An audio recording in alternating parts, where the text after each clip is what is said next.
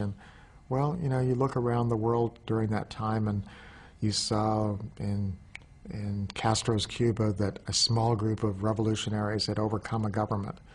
So it seemed, well, maybe it's possible. Negroes with Guns came out in 1962, and it's really probably the most important intellectual influence on the Black Panther Party. It's kind of a founding document of the Black Power movement in many ways. I think that that influence is something that comes through the 1960s as a theme, ending up with the Black Panther Party, which is the Black Panther Party for self-defense. And again, I think that that's something that has very strong roots in American traditions. But I tell you, that book, just the very title, I thought was so great. Negroes with Guns. You know, we've always had white power, and no one's quivered in the face of that. But all of a sudden, black power comes. A small minority, 10% of the population, says we want black power, and the country goes into paroxysms of fear and condemnation and scorn. Revolution has come.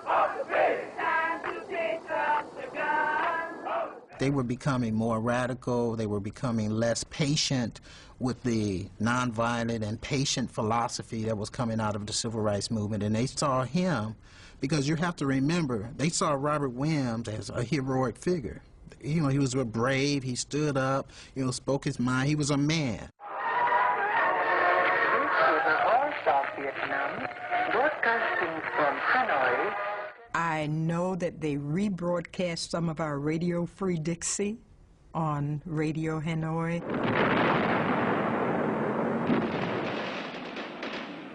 It is a crying shame that hypocritical and double-dealing Mr. Charlie has the audacity to rabble-rouse racist America to the point of accepting massive violence against the innocent people of Vietnam while brainwashing the oppressed Negro to adhere to the masochistic philosophy of nonviolence.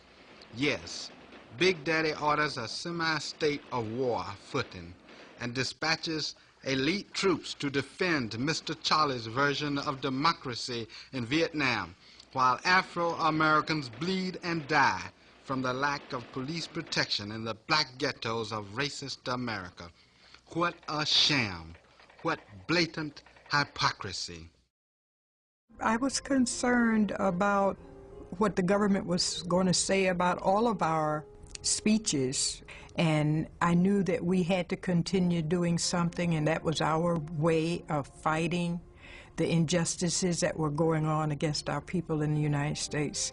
And so I was not so concerned that I was willing to stop doing what we had to do. Well, he was more of a pawn than a player in the Cold War.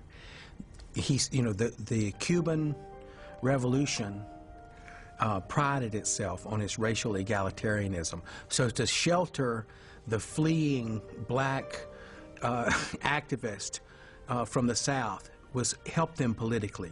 But that was not a perfect marriage, because Robert wasn't a communist, and he wasn't anybody's party line man in any sense.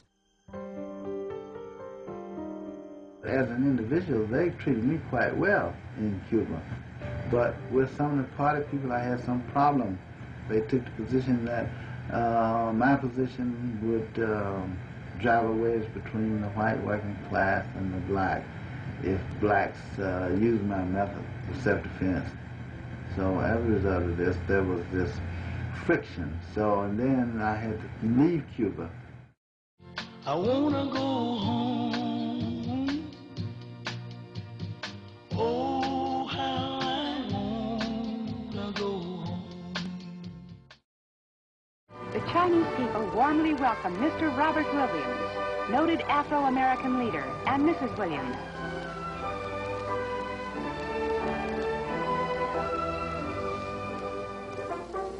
Wherever they go, Mr. and Mrs. Robert Williams are cordially welcomed by the Chinese people, who deeply admire the just struggle of the black people in the United States.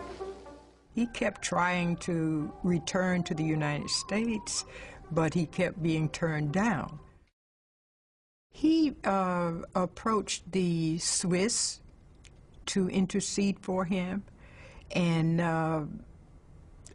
because the United States did not want him back in the United States, the whole idea was to get rid of him as a leader of a movement.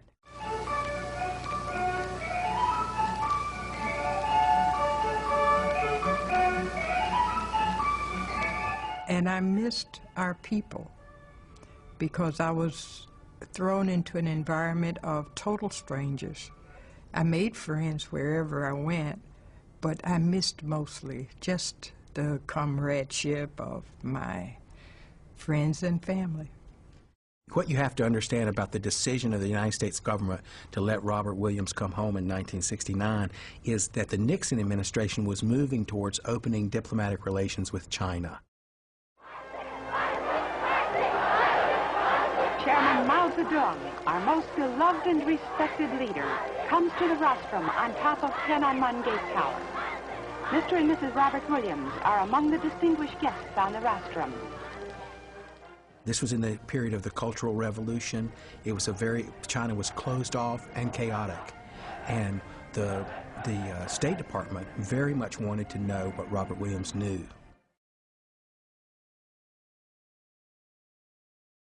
Robert Williams, a fugitive and one of the first of the black militants, is being supplied with an entire jetliner for his return tomorrow from a self-exiled in communist and African lands.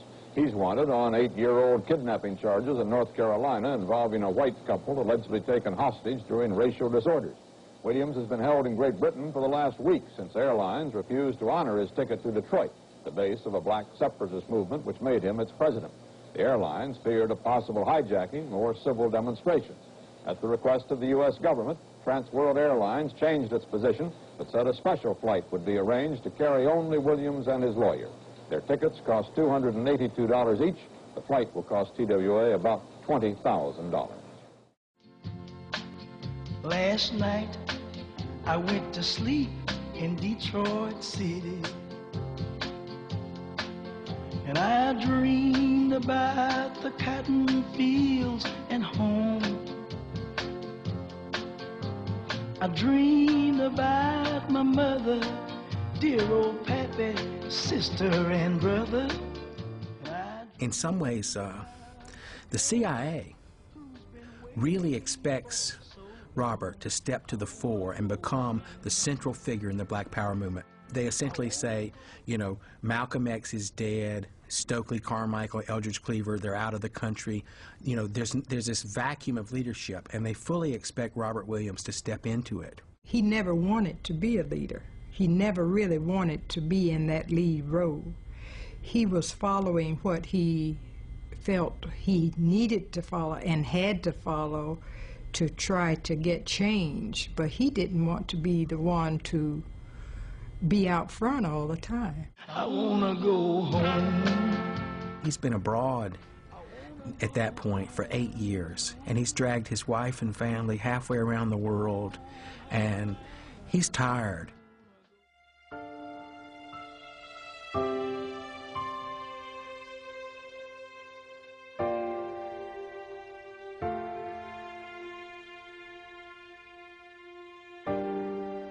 He was famous. He was a poster. He was the icon of Black Power.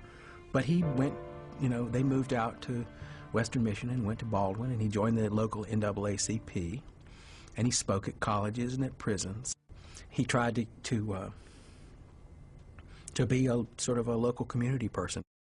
You like to say that, huh? Yeah. Mabel. Huh? More shot in here. I hope when I get... When you get what? You hope you get there, that's all. That's what he hopes. Oh, man.